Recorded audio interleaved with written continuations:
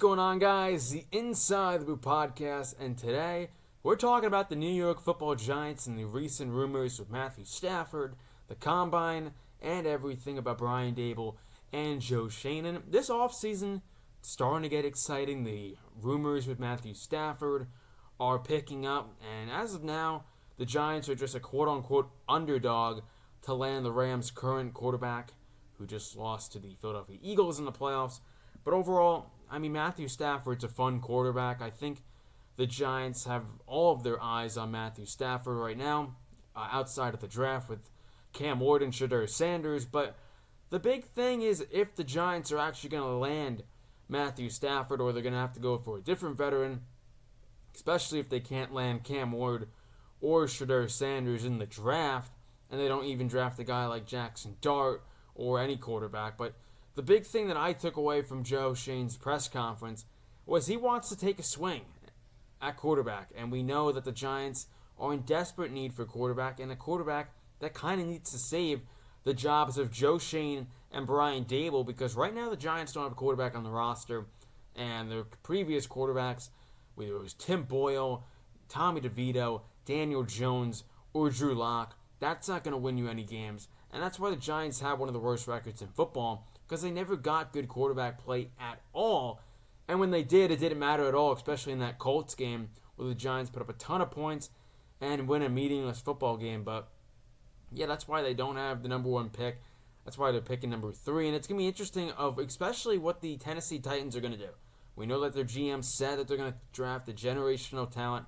Is that Abdul Carter? Is that Travis Hunter? Or is that one of the quarterbacks? Are the Titans giving up on Will Levis?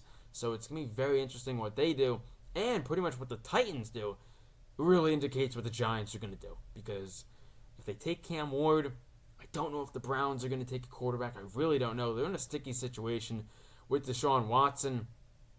But yeah, it's going to be interesting of what the draft entails. But getting more into Matthew Stafford, I think if they land him, it's still a good fit, right? I think Matthew Stafford has shown over the course of these last few years with the Rams that he still has it. He still had a really solid game against Philadelphia, who went on to win the Super Bowl.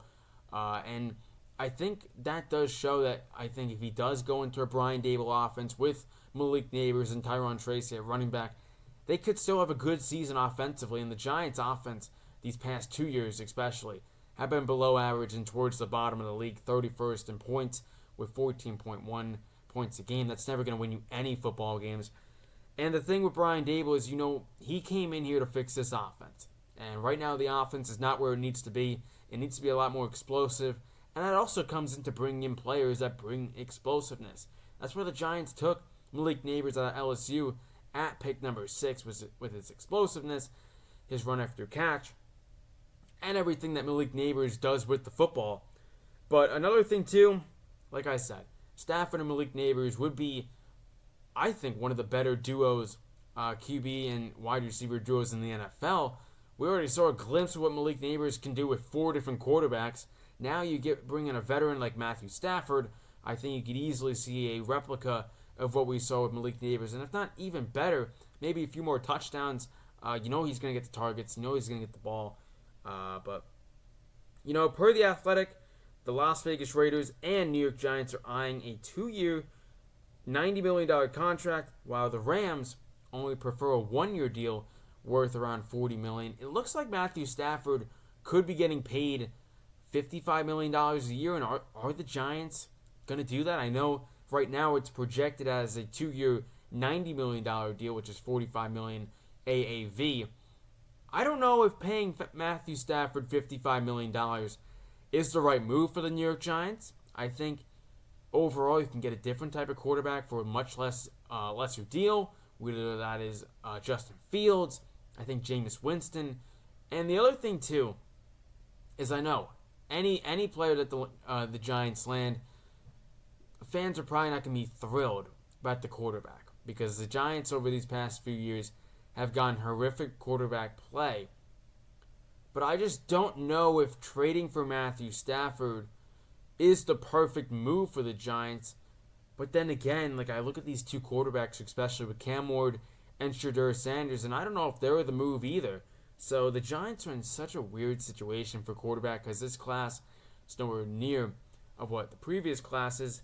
I think Cam Ward is going to be the best quarterback out of this class, at least projected. And, I think Jackson Dart might be right behind him. I don't know with Shedeur Sanders. The big thing is, of course, Deion. Deion's probably not going to let Shedeur Sanders be a bust in the NFL, but we don't know with that. Like I said, the New York Post projects his contract value, Matthew Stafford, at $55 million a year. And, that's a significant raise. And another thing, too, with the Raiders and Giants is that, according to Art Stapleton, that the Giants are in line with the parameters of what Stafford is seeking for a new contract. And so that's good for the New York Giants. Like, they're not off with the money. So I think if a deal was reached, it would be pretty simple to give him the contract. But I don't know. At least from my standpoint of the New York Giants currently, I think they have so much needs. And they're not just a quarterback away, whether it's Matthew Stafford, Sam Darnold, which I really hope we don't sign Sam Darnold. But, yeah, I think the Giants need offensive line help, especially because just because you bring Matthew Stafford in doesn't mean that offensive line is automatically fixed. John Runyon didn't have the greatest year. And with Evan Neal at right tackle, he's definitely not the answer there. Maybe moving to guard, that's my solution. But then what do you do with Greg Van Roten? So a lot of questions to be answered. But getting back, let's get into the combine and really more the NFL draft of what the Giants should do and what they need to do. And of course, that is draft the best player available at pick number 3. And I do think if the draft does go with Shedeur at 1 or Cam Ward, and so if 2 quarterbacks go 1-2, I think the Giants easily take Travis Hunter. So it's kind of a win-win situation for the Giants. They either get a really good player in Travis Hunter, or they get the quarterback that they've been dying for this entire season, because they moved on from Daniel Jones, who's currently rostered with the Minnesota Vikings. But as much as quarterback is important, this team needs more weapons. Outside of Malik Neighbors and Tyron Tracy, they don't really have much. I'm not a big believer in Wanda Robinson unless he could fix his run after catch. Darius Slayton's a pending free agent. Do they bring him back on a short-term deal? I'm not sure. But, Jalen Hyatt is a question mark. Theo Johnson's a good tight end, I think, who could have a strong upcoming sophomore year. But a lot of questions for this offense. And the big thing that I take away from the 2022 season and why Brian Daboll was able to put up a lot of points and win games that some fans were shocked to see them win, like the game against the Ravens, it's because they had a guy of a motor of an offense, and that was Saquon Barkley. Now the motor of the offense is now Malik Neighbors. But the other thing, too, is you got good production out of your other wide receivers. And, you got, obviously, good production out of your running back. So I think the Giants' offense is not far away from being a good unit. They just need more. And they need more playmakers outside of Malik Neighbors and Tyron Tracy. Another thing, too, is this offensive line. We know this offensive line has been the problem with what feels like the last decade. They have not been able to have a good offensive line unit. At the time when all of them were healthy, when it was Andrew Thomas, John Runyon, JMS, all those guys, they were a good unit. I think they ranked 18th under Carmen Brasillo. So that was good. But then AT gets hurt. He needs to stay healthy next year, especially with that contract. It's not looking great right now because he hasn't been healthy. But I think he can be, a good player. Of course, he is a good player. He's one of the best we've seen at his position. It's going to be interesting what they do with Greg Van Roten. He's 35 right now. He's not getting any younger. So did the Giants draft an offensive guard? They should. Spoiler alert, they should. They didn't address any offensive line in the previous draft. And that's what kind of shocked me. Because there was, a big debate. Do they take Christian Haynes or do they take, Drew Phillips? That was the big thing that I saw. And now I didn't expect the year that Andrew Phillips was going to have. But he was great. And, you did hit on that pick. But, like I said, this offensive line needs to improve for whatever quarterback you bring in, whether it's a rookie or a veteran presence, whether it's Matthew Stafford, Russell Wilson, or any of those. So, yeah. And now getting into the final topic, Joe Schoen and Brian Daboll. We've kind of touched on Brian Daboll a bit, that he does need a better roster, and that does fall on Joe Schoen and overall management.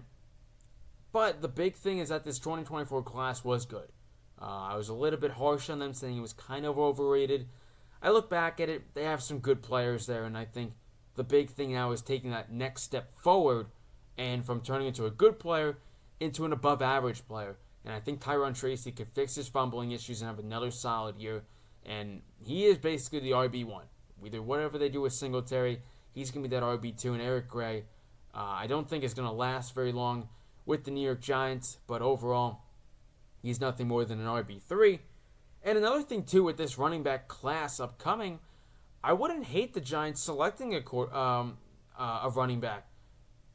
I think it's a good class, and I think if you get a guy in the 4th, 5th round to have that 1-2 punch with Tyrone Tracy, I think that could be a really solid addition. I know they have Singletary under contract, but I think he's going to get pushed into that RB3 role if they do end up drafting a running back. And also, now I'm not saying it's going to be the perfect duo like that the Detroit Lions have, but that 1-2 punch with Jahmyr Gibbs and Dave Montgomery is the best in football. And I think if the Giants try and see what the Lions did, have some good drafts and get good quarterback play, I think they could be a better team next year and be more than a 3-win football team. The other thing, too, for Brian Daboll to keep his job, he's got to win 6+ games. I think 6 is even, I think honestly you might need more than 6, but I think 6 is a good starting point for Brian Daboll. I think if you win 7, maybe 8 games, which would be a stretch with the upcoming schedule, it's not easy. And the big thing with this schedule is the NFC East. Because, previous years, you could probably sweep the Commanders, and then you're probably getting swept against the Philadelphia Eagles and Cowboys. Now, kind of the Cowboys took that step back. They have a big offseason ahead. But now the Washington Commanders with Jaden Daniels, they're no gimme wins. They are not a gimme team no more that you could just look at and like, okay, we could beat the Commanders. No, Jaden Daniels I think is for real. Now we got to see what he does in his sophomore year. But what Jaden Daniels did this year, defeating the Detroit Lions, I know they were in an injured unit, but overall having a good year with Washington. Washington's a team to look out for in the upcoming years with Jaden Daniels. But, yeah, the Giants need better players. They just need better development overall. Whether it's the offensive line unit, the secondary unit, whatever.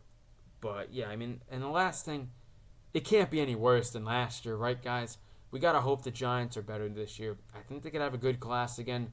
Hopefully they get the right quarterback, whether that's Shedeur Sanders, Cam Ward, or veteran presence. But anyways, guys, that's going to do it for this Giants podcast. Of course, smash that like button on the road to 300 subs.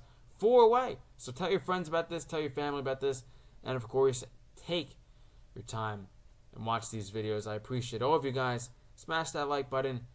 Hit your notification bell so you know when I upload these videos. And of course, stay safe out there, guys. And let's go Giants. Peace.